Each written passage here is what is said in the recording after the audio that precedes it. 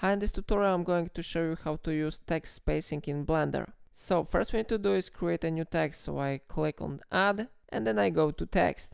After that I change view of this text, maybe somewhere here.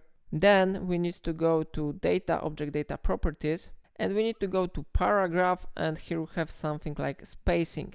We need to open this one option because here you will find a lot of really useful settings. You can change here character, word or line spacing. So if I will increase this value, you can see that the spacing between characters is increased. But if you will decrease this value, you can see that the spacing has been successfully decreased here. The second option, word spacing, will let you to increase spacing between two words. So if I will increase this value, you can see this one effect. And if I will decrease this value, you will see this one effect. The last option is used when you have minimum two lines. First line is text and the second line is word. So if I increase this value, I can see this one effect, and if I decrease this value, I can see this one effect. So it is how it works. If I helped you to do it, remember to like this tutorial and subscribe my channel because it really supports my work. Do not forget to check links in the description of this video, and thank you for watching.